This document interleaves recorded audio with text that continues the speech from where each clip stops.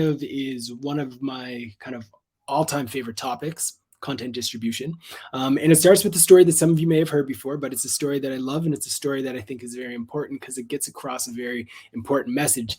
But it all starts with a confession that I've carried with me around, a secret that has haunted me my whole life. It's something that I've carried with me when I was a kid. It's something that impacted my time in university when the world was allowed to come together and go to events. It's something that haunted me every single time I walked into a networking session. It is something that I've carried with me for a very long time.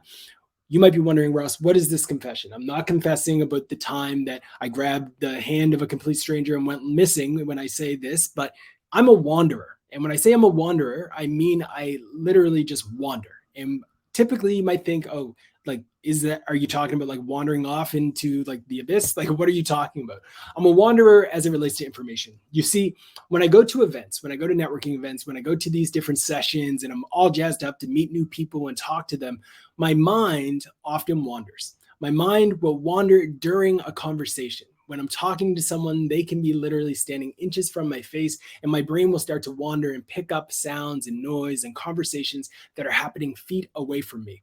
I can remember going to an event a few years back, and there was a conversation happening feet away from me that allowed me to completely drift off from this guy who was having a great convo with me. We were talking about vertical video and how back in the day, you would hate when somebody would upload a vertical video, and we just like ask them in the YouTube comments, like, flip your phone. Like, why are you uploading a video vertically? Just flip your phone. Like, this is nonsense. And now the culture loves vertical video with the rise of TikTok, stories, etc. So that's the conversations that I love, right? Like, I get excited about those dialogues every single day. I can get excited about those conversations. But there was a conversation happening feet away where two people were talking about butter.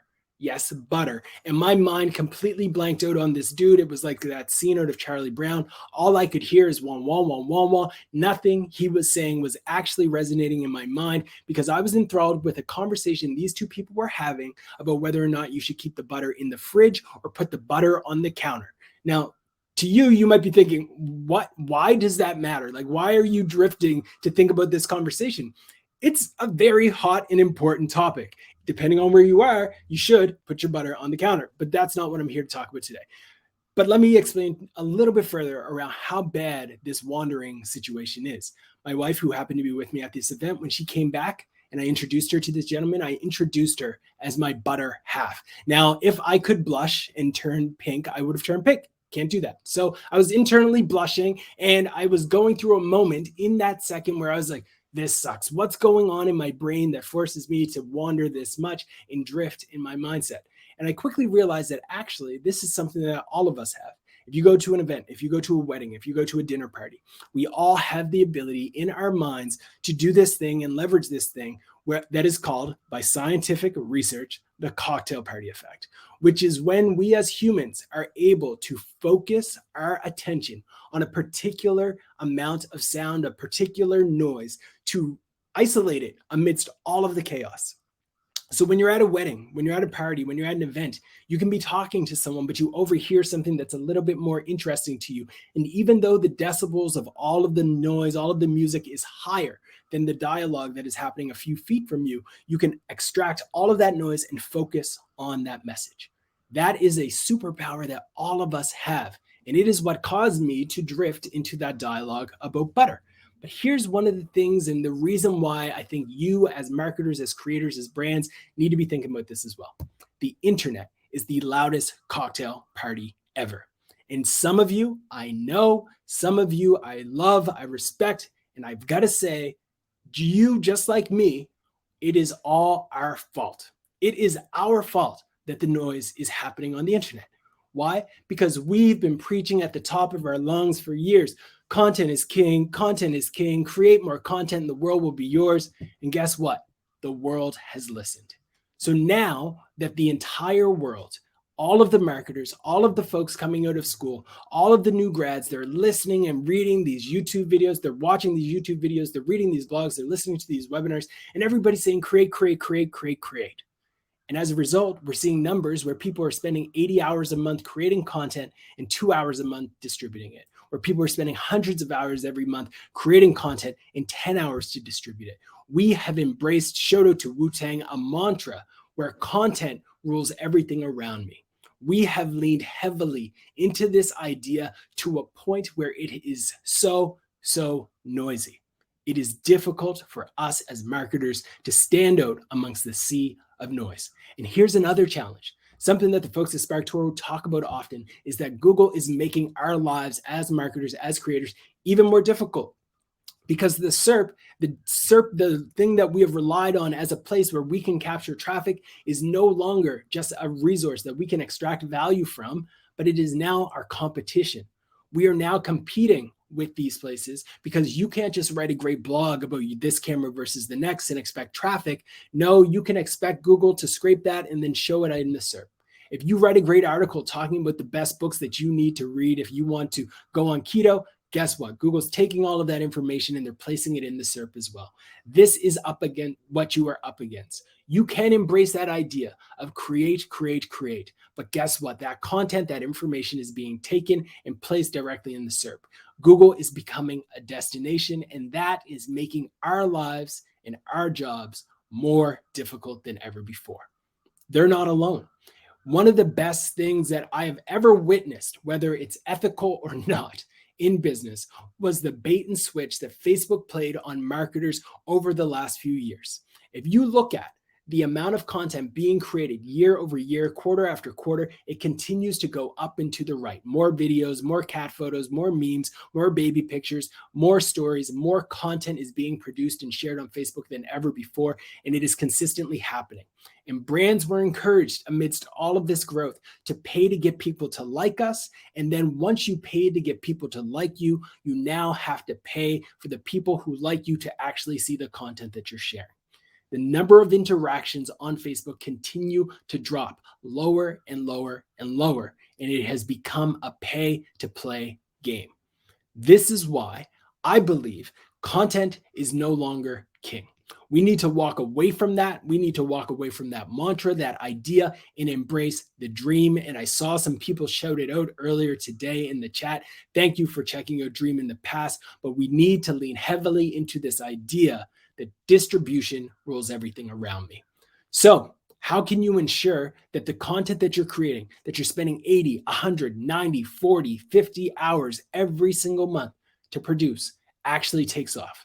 It starts by discovering where your audience is, creating good content, and then distributing that wildly. Now, I want to call out these points because they are very important, but they are very simple. A lot of people get nervous and anxious around this idea of content distribution, but I want you to realize that it's very straightforward. You have to do fundamental marketing. A lot of marketing agencies have fallen into a big trap. They believe in investing a lot of energy in creating content, but they've forgotten one key word in being a content marketing company. That is marketing. You have to market the content that you create. So you have to start by discovering your audience, where they're spending time, create good content. Yes, it would be ridiculous for me as somebody who runs a content marketing firm to actually say, you don't need to create content, it's not important. That would be ridiculous. I know that content that is valuable for your audience is important. Let's preface with that. And let's say that you all already know that. If you're not creating good content for your audience, then you're already 10 steps behind. That's what we're supposed to do. As marketers, we're supposed to create things of value for the people on the other end of the keyboard. We should be creating content that is valuable. That is a starting point, right? You don't get brownie points for creating good content. That's like asking to get brownie points for raising your kids. If you have kids, you're supposed to take care of them. You don't get brownie points for that. That's what you're supposed to do. Shout out to, I think, Chris Tucker, who originated that joke. But essentially, that's the fundamental part of our game. But the piece that is missing is distribution. And I want to give you some tactical insights, and we're going to go through a lot today. So you're going to get a recap of this. I know there's going to be the slide shared, et cetera. So don't feel like you need to take notes like wildfire, but we're going to dive into the tactics because I hate going to presentations, getting all inspired, getting all excited, and then feeling like I didn't get anything really from it. So we're going to get into the weeds, and I'm excited to give you folks some very tactical things that you can take and run with. But more than anything, I hope that you can understand one key message from me. And that is, once you create a valuable piece of content, you can distribute that piece of content forever. There is a never-ending amount of time in which you should be able to distribute a piece of content that is truly valuable. So How do you discover your audience in the first place? SparkToro is the MVP. I'm going to throw it out there. This is, without question, one of the best tools that you can use to identify opportunities in your space and better understand the mindset of the people you're trying to reach. You can go into SparkToro and type in a topic that your audience is oftentimes talking about, and then identify the other websites, the other channels that people who also talk about this are engaged with. So when I type in SaaS marketing and I start to see that the people who are talking about this are on Growth Hackers, that is a massive insight for me as a marketer to say, as a community channel where I can distribute my content, I need to be going into Growth Hackers and submitting my content every single time we press publish. When I see that business to community is a place where SaaS marketers are visiting with 7.2% engagement rate, I need to be thinking about how can I write guest blog posts on business to community? How can I write a piece that's going to include a YouTube embed to something that I've developed? How can I leverage a newsletter sponsorship with potentially Scott Brinker or Mike Volpe? How can I tap into their audience, their network, to distribute my stories with these people? You can dive deeper and learn about the podcast that they're listening to. What does that mean? Maybe I need to have my podcast as a sponsor of these podcasts. So I reach out to Joe from Content Inc. and I say, hey, I would love to sponsor the next few episodes. And all I'm asking is that you plug the new podcast that we're launching. That's content distribution, right? Those are the things that you want to do. Those are the things that you can uncover when you discover your audience's needs, and then you reverse engineer some of the things that worked well on these various channels. But SparkToro isn't the only way to do this. You can use good old-fashioned nitty-gritty research by diving into Facebook Audience Insights. It is a great platform to use to better understand your audience. You can type in a page, you can type in a demographic, a psychographic, and they will give you a handful of information around the people that you're trying to reach. For example, let's say I'm trying to create content that resonates with fathers. I can go into the back end of Audience Insights and type in people who are fathers. And from that, I'm going to get a bunch of information. I'm going to see that they're interested in UFC, NFL. I'm seeing that they're interested in Kevin Hart, ESPN, Buffalo Wild Wings, Bud Light, DeSakis. I see now that dads don't like good beer. That's interesting, right? But what's more interesting is that sports thing. Can I start sponsoring some of the sports podcasts that might resonate with these people? Should I be putting my content inside of the newsletters that need to reach these people? So do I reach out to some fantasy football newsletters? Do I reach out to some UFC newsletters, some blogs, et cetera, and start distributing my content into these different ways? But it doesn't end there. You can also use Audience Insights to uncover the groups that these people are in. And when you find the groups that these people are in, you then have access to reaching and spreading your content amidst a community where you know your people are. So if I did a quick search on Facebook for SaaS and I selected groups, I would find a group on SaaS with 4,300 and some members. What does that mean? It means I'm going to join that group and share content in that group when I press publish on a piece of content about SaaS. If I am trying to resonate with people who love barbecue, I'm going to go to Facebook and type in barbecue and join groups of people who are passionate about barbecue. And then I'm going to share content within them about how to create a great barbecue chicken, a great barbecue tofu, a great barbecue steak, whatever it may be. I'm going to share that content in these groups as well. But it all starts by creating one piece of content and then embracing the idea of distributing it forever. You don't end there. You can also go into a great new tool called Substack and do a quick search for some of the most popular Substacks on a topic. If you go to Substack and you type in SaaS as an example, this is the space that Foundation works in, so it's kind of a bit of a bias, and you'll see that in some of my examples. But you can go here and you can see some newsletters that cover SaaS. So what's the opportunity here? You reach out to the people who run these Substacks, and it's very likely in many cases, you will be one of the first to reach out to them asking if you can sponsor their newsletter. So what does that mean? It means you're probably going to get a good rate because they've never actually done this before. So you can say, I would love to sponsor your next 5 newsletters. I'd love to sponsor your newsletter for the year. And all we want is to be able to send you a link and you incorporate that link into your newsletter on a regular basis. That is the opportunity that would exist with something like Substack. And all it starts with is discovering where your audience is spending time. But you don't want to end there. Newsletters exist all over the web. You can go to Google and you can type in newsletter and the job title of the audience that you're trying to reach, and you will be met with a handful of different newsletters. You do the same thing. You reach out and you let them know that you want to sponsor, but that's not the only play. You can also reach out to them and just keep them in the loop of articles and pieces of content that you've published so they can be thinking about your stories and whether or not they're relevant to their audience. They may just happen to share them because it's good content. That's what you want. If your content is so good that you don't even need to ask them to sponsor the newsletter, they just want to share it because it's great content, that is when you have unlocked something special. Again, create once, distribute forever. Another great channel that I think a lot of marketers sleep on is graveyard Facebook pages. What's a graveyard Facebook page? I don't know about you, but I've been on the internet for a very long time. And when Facebook pages first launched, I was living a very different life than the life that I'm living now. In fact, I believe I was still in university when Facebook pages came out. I've aged myself just with that statement. So when that was going on, I lived a different life. And a lot of people who launched Facebook pages back when they were first getting started have grown up, have changed in terms of their life, but they still own these various Facebook pages. What does that mean? It means you can reach out to the people who run these Facebook pages and ask them, hey, I noticed you haven't been active since 2015. Would you sell this or allow or pass this off to manage by someone else? Look back at this page. I love engineering. Who do you think likes a page about I love engineering? Engineers. So more than 92,000 engineers follow this page. What does it mean? It means if I sent them a DM and I asked them if they would be willing to sell it, they might be intrigued because they are not active.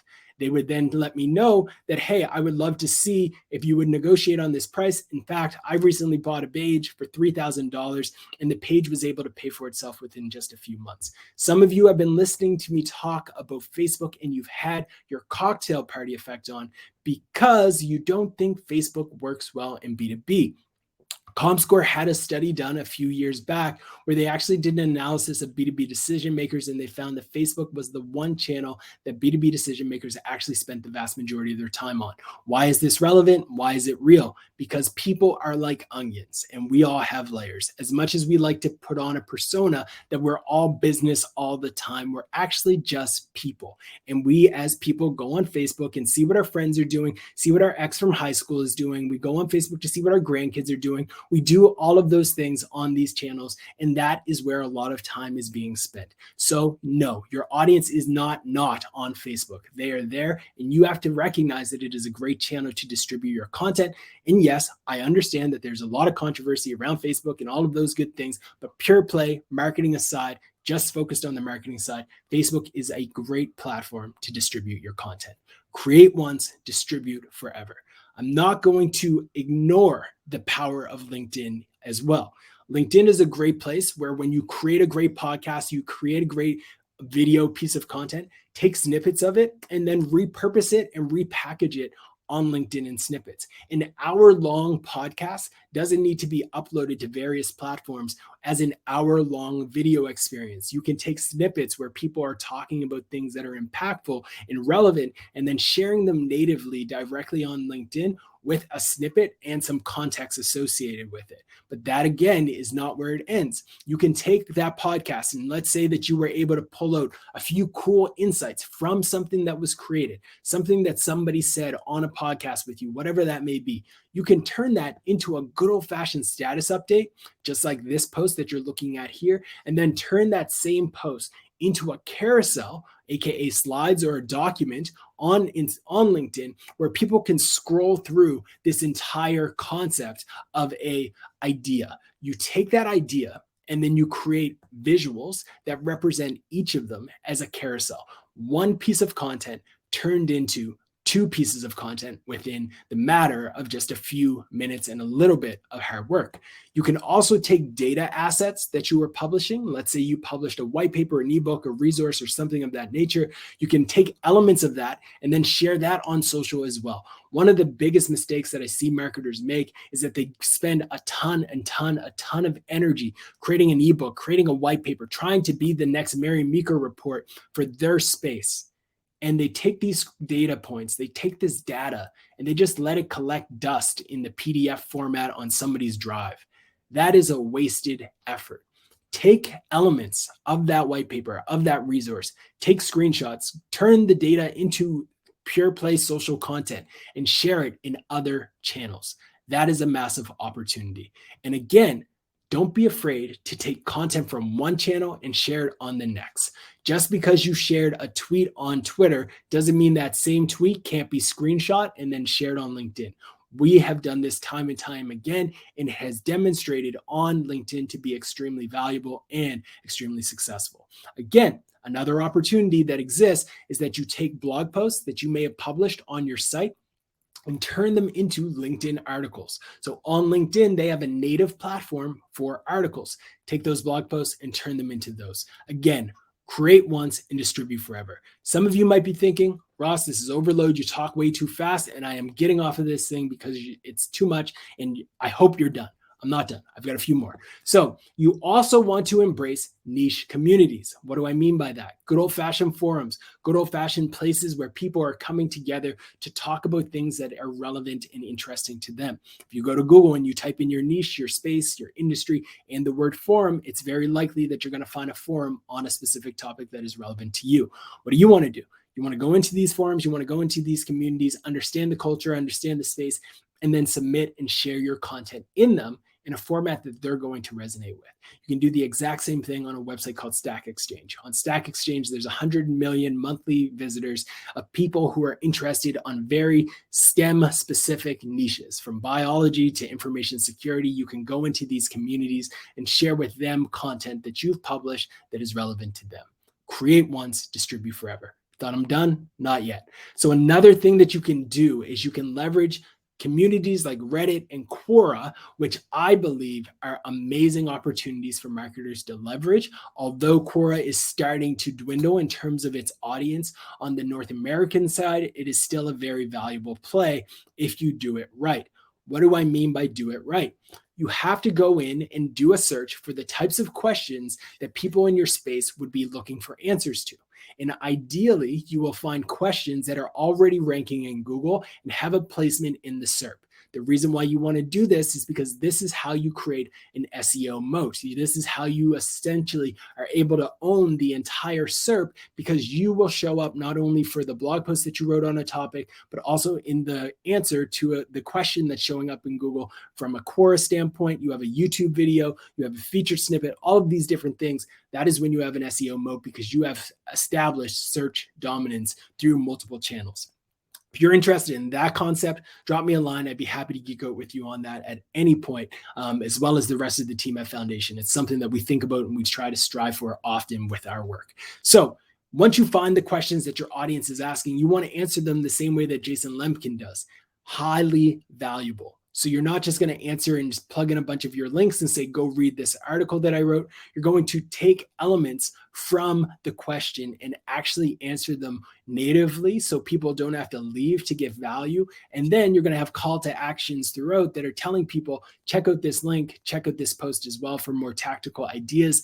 And that ensures that the people who are reading this truly feel like you're adding value, but you're linking to your old blog post, that blog post that you created 2 months ago, 3 years ago, 3 quarters ago, whenever. You are taking that one asset that you've created once and distributing it forever.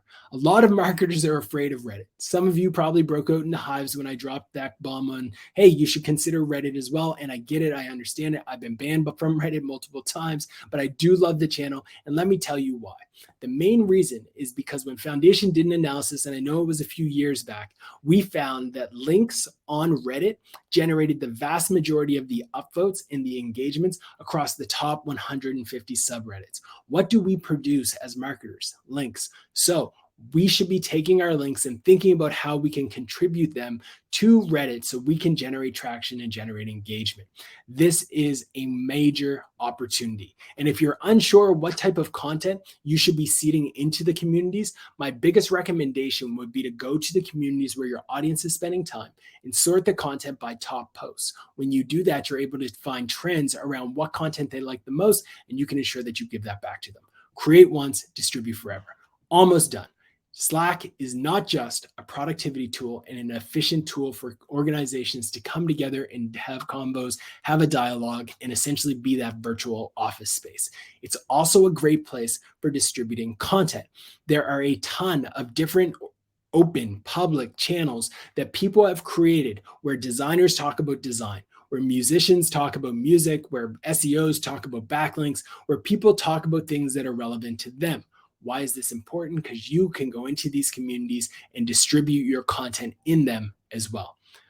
Another channel that you can leverage is medium.com, but it requires a mindset shift. You don't think about Medium as a SEO play. You have to think about it as a guest blog post play.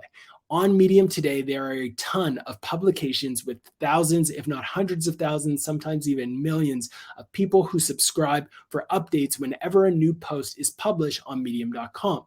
So you need to find the publications on Medium that your audience is following and start submitting your content to these publications to spread your stories. When you do that, you have the ability to reach the hundreds of thousands of people who are following that specific publication, and they will see your content. And if you are concerned about the SEO side, you can import your content, which creates a canonical link and ensures that you do not get outranked by the content in medium.com. Some of you are probably thinking at this moment, right here, right now, bro, what is right for me? You just talked about StackExchange, Quora, Reddit, Slack, Medium, Facebook groups. I'm overwhelmed. What was that? Let's go back to the basics, folks. Create once, distribute forever. You have to start by creating great content. You have to start by shifting your approach to content in general. A lot of times, I would say at this point, right now, at the end of the year, some of you have probably created enough content for this year that you don't need to create anymore. You need to start distributing the things that you created in February, things you created in March and April, etc., that you stopped promoting because you got busy creating new things that you thought might change the world. Create the things that you've created in the past, because at the end of the day, there are a ton of ways that you can distribute your content, and you are doing a disservice to the people who right now, right here, while we are on this call, stressing over a problem that your content solves. They are out there struggling with something because you didn't promote your content this morning, because you didn't promote something last night that would have helped them solve a problem. So get out of your own way and realize there are a ton of ways to distribute your content, and recognize that it is important that you share that value with your audience. If you want more different techniques that you can use to distribute your content, I have a free distribution checklist that breaks down all of this and a whole lot more that I think you would love to see and would find a lot of value out of. Because you have to realize it is not going to get easier to stand out. There is more competition in the world of marketing than ever before.